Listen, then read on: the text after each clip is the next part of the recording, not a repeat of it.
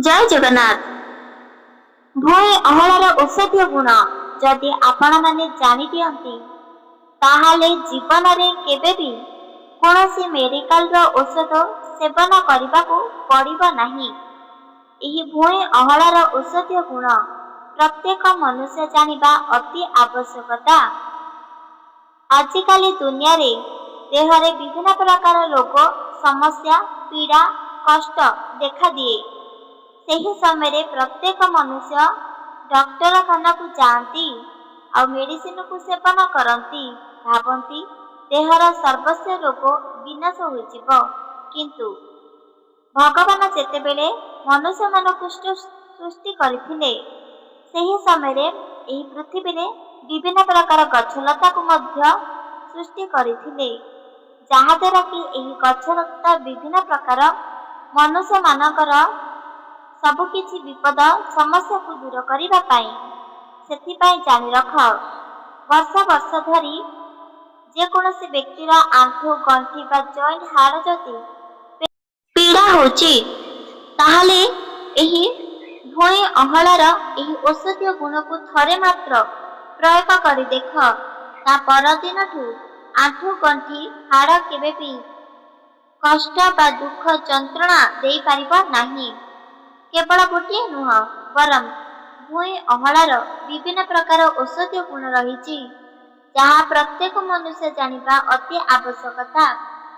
सर्वप्रथमे जानि रख, भुई अहलार सेवन करंतु किंबा निज मुंडरे लगांतु, आपणक जीवनर परिवर्तन निहाती भावरे घटी पारिबो। जो व्यक्ति भुई अहला को औषधीय भावरे सेवन करती ताकू भगवानकर आशीर्वाद मिली थाए, सबुकिछि विपदर अंत मध्य होई थाए। सेथिपाई एही तथ्य जानि रख, भुई अहला द्वारा आपणकर जदि नेड़ी फाटु थाए, जदि शरीर दुर्बल थाए ताहाले मध्य औषधीय गुण देखा देई थाए। तृतीय रे हेउची जो बापा माकर सर्वप्रथमे निज मुंडर केश धड़ा हो जाउछि ता मध्य औषधीय गुण भरपूर्ण रही। प्रत्येक मनुष्य ए विषय जानिबा अति आवश्यकता होइथाए। एही भुई अहलार भरपूर्ण औषधीय गुण रही, जेमिति कि पेट को सबुदिन पाई सफा रखिथाए। सारा जीवन बीतीजिब तथापि कौनसी रोग मध्य स्पर्श करिपारिब नाही। आपण माने एही तथ्य जानि रख, भुई अहलार क्यों सबु औषधीय गुण रही जहाँ प्रत्येक मनुष्य माने जानिबा अति आवश्यकता। एही जीवन बीतीजिब सत्ते किंतु कौनसी भी मनुष्य को कौनसी रोग स्पर्श करिपारिब नाही। सेथिपाई चलंतु जानिबा एही सुंदर गछटीर प्रकृत कहानी।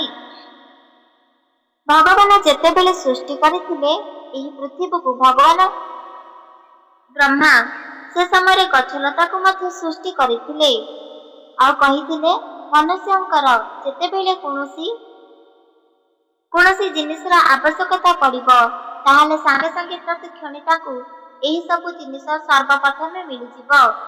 किंतु एकथा मन रखंतु, भुई अहलार अत्यधिक चमत्कार गुण जहाँ जानिबा अति आवश्यकता। भुई अहला वृक्ष देखिबाकू सान, सेही पत्र देखिबाकू सान, तार फल मध्य बहुत छोट छोट होइथाए। एते छोट होइथाए किंतु तार गुण अति मधुर होइथाए। एक दुख कष्ट मध्य दूर होइथाए।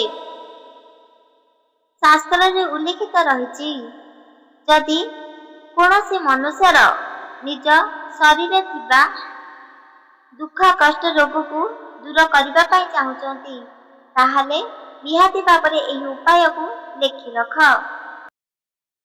भुई अहलार पत्र तार गछ आ तार चेर सबुकिछि फायदा देखाए मनुष्य मानक। कुहा जाउची बा शास्त्र रे उल्लेखित रही, जदि आखि कमजोर होइथाए भुई अहला सेवन के मात्र आखि सुस्थ धीरे धीरे हेबाकू पड़िथाए। एकथा सत्य। ସେଥିପାଇଁ ଚାଲ ଜାଣିବା। ଭୁଇଁ ଅଁଳା ବୃକ୍ଷ ଯଦି ଆପଣଙ୍କୁ ମିଳିଯାଏ ତାହେଲେ ଏହି ଉପାୟ କରନ୍ତୁ।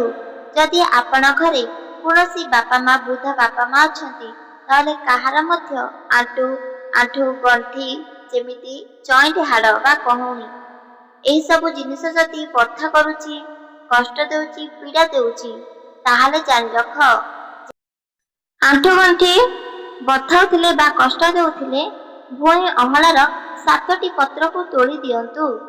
ଯେମିତି ପତ୍ର ତଳେ ଛୋଟ ଛୋଟ ମୂର୍ତ୍ତି ଆକାର ଫଳ ଫଳିଥିବ ସେହି 7ଟି ପତ୍ରକୁ ତୋଳନ୍ତୁ। ସେହି 7ଟି ପତ୍ରରେ ଯେଉଁ ସବୁ ଫଳ ଲାଗିଛି ନିଜ ପାଖକୁ ଆଣନ୍ତୁ। ନିଜର ଯଦି କୌଣସି ଆଣ୍ଠୁ ଗଣ୍ଠି ଦରଜ ଦେଉଛି ବା କଷ୍ଟ ଦେଉଛି ତାହେଲେ ଭୁଇଁ ଅଁଳାର ବୃକ୍ଷକୁ 3ଟି ଯେତେବେଳେ ନିଜ ଘରକୁ ଆଣିଲ ସେହି 3ଟି ପତ୍ରକୁ ଯେକୌଣସି ଜାଗାରେ ବା ପାତ୍ରରେ ସମ୍ପୂର୍ଣ୍ଣ ଭାବରେ ବାଟି ଦିଅ। ଭୁଇଁ ଅଁଳାର ବଟାରେ ଆପଣମାନେ କେଉଁ ସବୁ ଜିନିଷ ପକାଇବେ ଜାଣି ରଖ। ଭୁଇଁ ଅଁଳା ଏକ ଚମତ୍କାର ଗୁଣ, ଭଗବାନଙ୍କର ଆଶୀର୍ବାଦ ତୁଲ୍ୟ। ଯେଉଁ ବ୍ୟକ୍ତିଙ୍କୁ ଏହାର ଭୁଇଁ ଅଁଳା ମିଳିଯାଏ ତାହେଲେ ସେ ଭାଗ୍ୟଶାଳୀ ହୋଇଥାଏ। କିନ୍ତୁ ଏହା ମିଥ୍ୟା ଲାଗିଥାଏ। ଯେତେବେଳେ କୌଣସି ବ୍ୟକ୍ତିର ଜଏଣ୍ଟ ଆଣ୍ଠୁ ଗଣ୍ଠି ବହୁତ ଦରଜ କରୁଛି ତାହେଲେ 3ଟି ପତ୍ରକୁ ସମ୍ପୂର୍ଣ୍ଣ ଭାବରେ ବାଟି ଦିଅ। ସେହି ବଟାରେ ଆପଣ ଯଦି ଗୋଟା ତୁଳସୀ ପତ୍ର ମିଶାଇ ଦେବେ, ମନେ ରଖ ଗୋଟା ତୁଳସୀ ପତ୍ର। ଭଗବାନ ବିଷ୍ଣୁଙ୍କର ନାମ ନେଇ ଏହି ଭୁଇଁ ଅଁଳାର ମିଶ୍ରଣ ବଟାକୁ ଯଦି ନିଜର ଆଣ୍ଠୁ ଗଣ୍ଠି ବା କହୁଣିରେ ଯଦି ସମ୍ପୂର୍ଣ୍ଣ ଭାବରେ ମାଲିସ କରନ୍ତୁ ତାହେଲେ ଆପଣଙ୍କର ଜଏଣ୍ଟ ହୋଇଥିବା ଆଣ୍ଠୁ, ଅଣ୍ଟା, କହୁଣି, ହାଡ଼ ସବୁକିଛି ଦୂରେଇ ଯିବ ଆଉ ହାଡ଼ ମଜବୁତ ହୋଇଯିବ। ଜୀବନରେ କେବେ ବି କୌଣସି ଡକ୍ଟରର ଔଷଧ ସେବନ କରିବାକୁ ପଡ଼ିବ ନାହିଁ। ଆପଣଙ୍କ ଆଣ୍ଠୁ ଗଣ୍ଠି ସୁସ୍ଥ ହେଲା ପରେ ଆପଣ ଜାଣିପାରିବେ। ଏହି ଭୁଇଁ ଅଁଳାର ଏହି ଔଷଧୀୟ ଗୁଣ କିପରି ଲାଗିଲା ନିହାତି ଭାବରେ କହିବେ। ଦ୍ୱିତୀୟ ଜାଣି ରଖ, ଯଦି ଆପଣଙ୍କର ସବୁଦିନ ପାଇଁ ଚିନ୍ତିତ ରହୁଛନ୍ତି, ରାତ୍ର ସମୟରେ ନିଦ ଆସୁନାହିଁ ତାହେଲେ ଜାଣ ରାତ୍ର ସମୟରେ ନ ଶୋଇବା ଦ୍ୱାରା ବହୁତ ବଡ଼ ବିପଦ ଆସିଥାଏ। ରାତ୍ର ସମୟରେ ଶୋଇବା ଦ୍ୱାରା ଶରୀରରେ କୌଣସି ରୋଗ ଦେଖା ଦେଇନଥାଏ। ଯଦି ଆପଣଙ୍କୁ ନିଦ ନ ଆସୁଛି ତାହେଲେ ଜାଣି ରଖ, ଯେତେବେଳେ ଶୟନ କରୁଛନ୍ତି ତକିଆରେ ସେହି ତକିଆ ତଳେ ଏହି ଭୁଇଁ ଅଁଳାର ପତ୍ର 7ଟି ତୋଳନ୍ତୁ। ଭୁଇଁ ଅଁଳାର ପତ୍ର 7ଟି ତୋଳି ତକିଆ ତଳେ ରଖିଦିଅନ୍ତୁ। ତାପରେ ଦେଖନ୍ତୁ ଆପଣଙ୍କର ନିଦ୍ର କେବେ ବି ଭଙ୍ଗନ ହେବ ନାହିଁ ଆଉ ଆପଣ ବହୁତ ଖୁସିରେ ଶୟନ କରିପାରିବେ। ସମୟ ହେଲେ ନିଶ୍ଚିତ ଭାବରେ ଉଠିପାରିବେ। ସେଥିପାଇଁ ଏହି ଭୁଇଁ ଅଁଳାର ବହୁତ ଗୁଡ଼ିଏ ଔଷଧୀୟ ଗୁଣ ରହିଛି ଯାହା ଜାଣିବା ଅତି ଆବଶ୍ୟକତା। ଲୋକମାନେ ଭାବନ୍ତି ଇଏ କେବଳ ଗୋଟିଏ ଘାସଟିଏ, କିନ୍ତୁ ଏହା ଘାସ ହୋଇନଥାଏ। ଭଗବାନ ଆଶୀର୍ବାଦ କରିଥାନ୍ତି ସମସ୍ତଙ୍କ ପାଇଁ। ସେଥିପାଇଁ ଆପଣମାନଙ୍କୁ ଏହି ଭୁଇଁ ଅଁଳାର ଉପାୟ ନିହାତି ଭାବରେ କରନ୍ତୁ। ଗୋଟିଏ ଥର ମାତ୍ର କରନ୍ତୁ। ଏବେ ଚାଲନ୍ତୁ ଜାଣିବା ଭୁଇଁ ଅଁଳା ବୃକ୍ଷ ଏମିତି କେଉଁ କାର୍ଯ୍ୟ କରିବେ ଯାହାଦ୍ୱାରା କି ଭୁଇଁ ଅଁଳାର ବୃକ୍ଷ ଆପଣଙ୍କ ଜୀବନରେ କେବେ ବି କୌଣସି ରୋଗ ମଧ୍ୟ ସ୍ପର୍ଶ କରିପାରିବ ନାହିଁ। ସେଥିପାଇଁ ଏହି ଭୁଇଁ ଅଁଳାର ଏକ ଚମତ୍କାର ଗୁଣ ମନେ ରଖ। ବାସ୍ତୁଶାସ୍ତ୍ରରେ ଉଲ୍ଲିଖିତ ରହିଛି, ଯାହାର ମଧ୍ୟ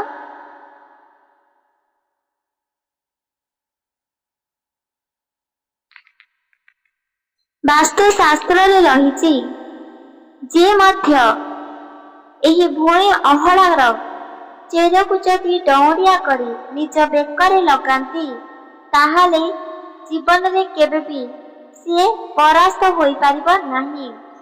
ସର୍ବପ୍ରଥମେ ହୋଇଯିବ ସବୁ କ୍ଷେତ୍ରରେ। ସେଥିପାଇଁ ଏହି ଉପାୟ ପ୍ରତ୍ୟେକ ବ୍ୟକ୍ତି ଜାଣିବା ଅତି ଆବଶ୍ୟକତା ହୋଇଥାଏ। ଭୁଇଁ ଅଁଳାର ବୃକ୍ଷ ଯଦି ଆପଣ ନିଜ ମୁଣ୍ଡର 7 ଥର ବୁଲାଇବେ। ନିଜ ମୁଣ୍ଡ ପାଖରେ 7 ଥର ବୁଲାଇବା ଦ୍ୱାରା ଯେକୌଣସି ବି ଶତ୍ରୁ ଆପଣଙ୍କୁ ଘୃଣା କରୁଛି, ସେ ସବୁ ଘୃଣା କେବଳ ଶତ୍ରୁ ଉପରେ ହିଁ ପ୍ରୟୋଗ ହୋଇପାରିବ। ଆପଣଙ୍କୁ କୌଣସି ଦୁଃଖ କଷ୍ଟ ମଧ୍ୟ ସହ୍ୟ କରିବାକୁ ପଡ଼ିବ ନାହିଁ। 7 ଥର ବୁଲାଇ ସାରିଲା ପରେ ସେହି ଭୁଇଁ ଅମଳାକୁ ଯେକୌଣସି ବହୁଥିବା ନଦୀରେ ଯଦି ଭସାଇ ଦିଅନ୍ତି, ତାହେଲେ ଗୋଟେ ବର୍ଷ ବିତିଯିବ ସତ୍ତ୍ୱେ ଆପଣଙ୍କୁ କୌଣସି ରୋଗ ମଧ୍ୟ ସ୍ପର୍ଶ କରିପାରିବ ନାହିଁ। ଏହା ସତ୍ୟ ଅଟେ।